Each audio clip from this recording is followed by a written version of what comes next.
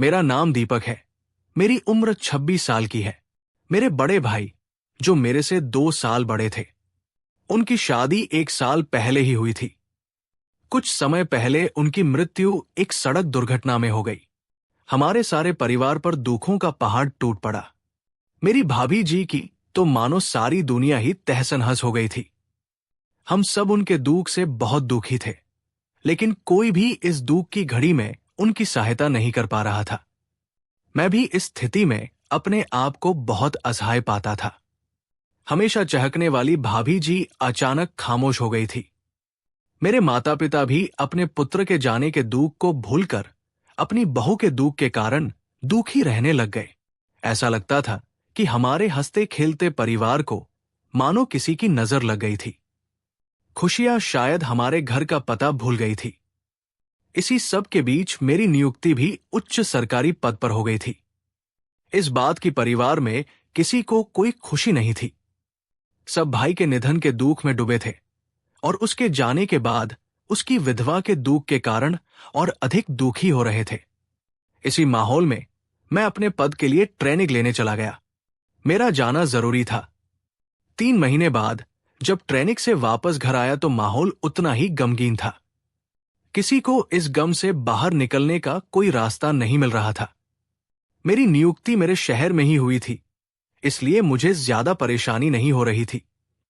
लेकिन भाई के इस तरह अचानक चले जाने का दुख दूर नहीं हो रहा था। समय के साथ ये दुख कम होगा, ये तो हम सब जानते थे, लेकिन उसके जाने के दुख में समय काटना भी मुश्किल हो रहा था हम सब के लिए। मैं और माता पिता पूरी कोशिश करते थे कि भाभी जी अपने दुख को भूल जाए, लेकिन उनके चेहरे पर छाई उदासी दूर नहीं हो पा रही थी। हमारी कई कोशिशें बेकार हो चुकी थी। ऐसे में भाभी जी के माता पिता जी हमारे घर आए और भाभी जी को साथ लेकर चले गए। भाभी जी जाना नहीं चाहती थी, लेकिन मां ने जोर दिया कि शायद जगह बदलने से उसका मन बहल जाए। मां की बात मानकर वो अपने मायके चली गई, लेकिन वहां भी उनका दिल नहीं लगा और वो कुछ ही दिनों में वापस आ गई। उनको छोड़ने उनके माता पिता ही आए थे। शाम को मैं जब ऑफिस से वापस आया तो भाभी जी के माता पिता जी से मेरी मुलाकात हुई। रात को खाना खाने के बाद सारा परिवार, मां, पिताजी, भाभी जी, उनकी माता जी और पिताजी एक साथ बैठे थे। मैं भी सबके साथ ही बैठा था। तभी मां ने मुझसे पूछा कि महेश, तुमसे कुछ बात करनी है। मैंने कहा कि आप कुछ भी पूछ सकती है, आपको किसने रोका है? मां कुछ हिचकी और फिर बोली कि बहुत जरूरी बात है। मैंने कहा कि आपको अधिकार है कुछ भी पूछने का। अब पिताजी ने बात पकड़ी और वो बोले कि हम चाहते थे कि तेरे भाई के जाने के बाद घर में उदासी छा गई है। लगता है कि घर में कोई रौनक ही नहीं है। तुम्हारी नौकरी भी लग गई है, इसलिए हम दोनों की इच्छा है कि अब तुम शादी कर लो। मैंने कहा कि जैसी आपकी इच्छा, जैसा आपको सही लगे। मां बोली कि वैसे हमें पता है कि तुम्हारी कोई लड़की दोस्त नहीं है, लेकिन फिर भी अगर तुम कुछ कहना चाहते हो तो बताओ। मेरी कोई महिला मित्र नहीं है, आप लड़की पसंद कर लो। मेरी बात सुनकर मां के चेहरे पर संतोष छा गया। कमरे में शांति छा गई। कुछ देर बाद मां बोली कि तेरे पिताजी की इच्छा है कि तेरी शादी पूनम के साथ कर दी जाए। ये सुनकर मैं हैरान रह गया। पूनम मेरी भाभी जी का नाम है। मेरे चेहरे पर छाई हैरानी को देखकर मां बोली कि हम सब ने बहुत सोच समझकर यह फैसला किया है कि पूनम का विवाह तुम्हारे साथ कर दिया जाए। वो हमारी बहुत सेवा करती है, इसी घर का हिस्सा है, उसके सामने सारा जीवन पड़ा है। विधवा का जीवन उसके लिए नहीं है। इतनी बढ़िया लड़की तुम्हारे लिए ढूंढने पर भी नहीं मिलेगी। जाने वाला चला गया है, लेकिन जो यहां है उनको पूरा जीवन जीना है। ये कहकर मां चुप हो गई। मैंने कुछ देर चुप रहकर कहा कि भाभी जी की जिम्मेदारी मेरी है। किसी को इस संबंध में कोई शक नहीं होना चाहिए। भाभी जी को मैं सारे जीवन अपने साथ ही रखूंगा। वो मेरा ही हिस्सा है, मेरा परिवार है। हम आप सब में से एक है। मेरी बात सुनकर भाभी जी के पिताजी बोले कि तुम्हारी बात पर हम सबको विश्वास है, कोई शंका नहीं है, लेकिन पूनम अभी जवान है, सारा जीवन उसके सामने है। तुम जो सब कुछ उसके लिए करोगे वो सब उससे विवाह करने के बाद अपने आप हो जाएगा। उसका जीवन सुधर जाएगा। परिवार में खुशियां फिर से वापस आ जाएगी। हम भी उसकी तरफ से निश्चित हो जाएंगे। मुझे चुप देखकर भाभी जी की मां बोली कि बेटा, तुम्हारे विचार बहुत उच्च है, लेकिन हमारा समाज ऐसा नहीं है। विधवा भाभी के साथ जीवन बिताना आसान नहीं है। बहुत सी समस्याओं का सामना तुमको और पूनम को करना पड़ेगा।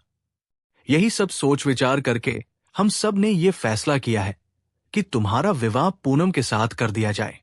मैंने मां से पूछा कि आपने इस संबंध में भाभी जी से बात कर ली है। मेरी बात पर मां भाभी जी की तरफ देखकर बोली कि हमने पहले उससे बात की है, उसे समझाया है। उसको समझा पाना बहुत कठिन था, लेकिन हम सब ने तुम दोनों से अधिक दुनिया देखी है और जो कुछ कर रहे हैं उसमें ही तुम सबका सुख है। तेरी भाभी ने बहुत सी बातें हमें बताई है जो उसके दृष्टिकोण से सही थी, लेकिन जब हमने व्यवहारिक पक्ष उसे समझाया तो वो इस विवाह के लिए राजी हो गई है। अब तेरी बारी है। मेरे मन में विचारों का झंझावात चल रहा था। कल तक जिस भाभी जी को मैं आदर की दृष्टि से देखता था, उससे विवाह करना, उसके साथ रहना मन को समझ नहीं आ रहा था। मन कुछ भी समझने को तैयार नहीं हो रहा था, लेकिन मन के एक कोने में अपने बड़ों की बात की वास्तविकता भी समझ आ रही थी। विधवा की देखभाल करना सारे जीवन की जिम्मेदारी लेना, कहना बहुत आसान है, लेकिन वास्तविकता में बहुत कठिन कार्य है। भविष्य में क्या हो जाए कुछ कहा नहीं जा सकता है। मेरी ही हम उम्र होने के कारण शादी में कोई बाधा तो नहीं थी। मन की परेशानी की बात अलग थी। मुझे चुप देखकर मां और पिताजी बोले कि तुम बताओ तुम्हें क्या परेशानी है। कोई परेशानी नहीं है। अगर आप सब और भाभी जी तैयार है तो मैं भी तैयार हूं। मेरी इस बात पर मां बोली कि अगर तुझे कुछ समय चाहिए तो समय ले ले, सोच समझकर अपना जवाब देना। मैंने मां से कहा कि आप सब भी तो हम बच्चों के हित में ही सोच रहे हैं, तो फिर इस संबंध में और क्या सोचना। जो आप सब ने सोचा है वो हम दोनों के हित में है, ऐसा मेरा मानना है। मेरी बात सुनकर मां ने भाभी जी की मां को गले लगा लिया। पिताजी ने भाभी जी के पिता को गले लगा लिया और भाभी जी और मैं अकेले खड़े रहे।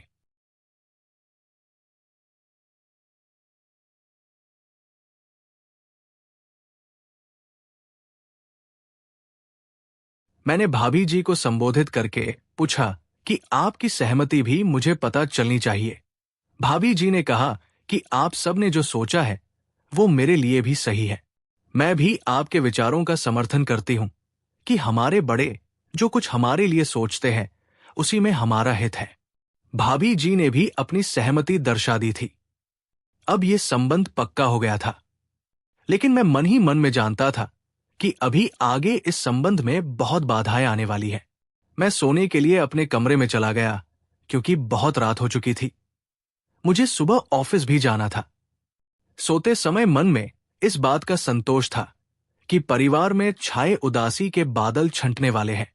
सुबह उठकर मैं ऑफिस के लिए तैयार होने लगा, तभी भाभी जी मेरे पास आई और बोली कि आपके कुछ बात करनी है। पूछिए। आपने कल जो बात कही थी उस पर सोच विचार कर लिया है या किसी तरह की दीनता के कारण तो हाँ नहीं की है? आपको क्या लगा? मुझे लगा कि आपके मन में शंका है, इसीलिए आपसे अब पूछ रही हूं। आपकी जिम्मेदारी अब मेरी है। मेरा जीवन अब आपका है। इसे आप किसी भी अर्थ में ले सकती है। मन में झिझक है, लेकिन विचार बिल्कुल स्पष्ट है कि आपकी जिम्मेदारी मेरी है। किसी तरह की जबरदस्ती तो नहीं हो रही आपके साथ? आप तो मुझे जानती है, कोई मेरे से जबरदस्ती कर सकता है? मुझे पता है आप पर कोई जबरदस्ती नहीं कर सकता। फिर अपने मन से किसी भी शंका को निकाल दीजिए। मुझे जो पूछना था मैंने पूछ लिया। आपको मुझसे कुछ पूछना है तो निसंकोच पूछ सकते हैं। आपसे क्या पूछूं? क्यों? आप बड़ी हैं। बड़ी नहीं हूं, उम्र में आपके बराबर हूं। बातों में आपसे नहीं जीत सकता, लेकिन हम दोनों के लिए आगे आने वाला समय मुश्किल होने वाला है। ये तो मैं जानती हूं, लेकिन हम दोनों मिलकर उसका सामना कर सकते हैं। यही मैं अपने लिए भी कह सकता हूं। भाभी जी मेरा नाश्ता लेने चली गई। उनके जाने के बाद मैंने देखा कि माँ दरवाजे के पीछे से हमारी बातें सुन रही थी। उनके चेहरे पर संतोष झलक रहा था। मैं ऑफिस के लिए निकल गया। काम में आज ज्यादा मन नहीं लगा। मन में यही विचार घुमड़ता रहा कि हम दोनों अपने इस नए रिश्ते को कैसे निभाएंगे। आगे क्या होगा ये मुझे नहीं पता था, लेकिन ये पता था कि भाभी जी अब मेरे जीवन का अभिन्न अंग बनने वाली है। शाम को ऑफिस से घर वापस आया तो पता चला कि भाभी जी के माता पिता दोनों अपने घर लौटने के लिए तैयार थे। रात के खाने पर सारा परिवार एक साथ था। सबके चेहरे पर खुशी झलक रही थी। मां ने मुझे बताया कि शुभ मुहूर्त निकलवा कर जल्दी ही विवाह करवाना है। आप बता देना कि कितने दिन की छुट्टी लेनी है। सारे काम तुझे ही करने पड़ेंगे। छुट्टी तो लेनी ही पड़ेगी। कैसी शादी करवानी है? जैसी तुम चाहते हो। मुझे तो सादगी पसंद है, लेकिन पहचान के लोगों का दायरा बड़ा है तो शादी के बाद रिसेप्शन बढ़ा दे देंगे। जैसा तुझे सही लगे वैसा ही करो। शादी के मुद्दे पर मेरी बात यहीं पर खत्म हो गई। सब बड़े आपस में शादी के विषय में बात करते रहे। समय बीत रहा था। शादी का समय निकट आ रहा था। सारी खरीदारी माँ पिता जी और भाभी जी ने साथ जाकर करी थी। मैं केवल एक बार अपने कपड़े खरीदने गया। शादी घर में ही रिश्तेदारों के मध्य सादगी से हो गई। शादी में ज्यादा हर्षोल्लास नहीं मना, क्योंकि ये कोई आम शादी नहीं थी। खास परिस्थिति में हुई खास शादी थी। कहानी जारी रहेगी।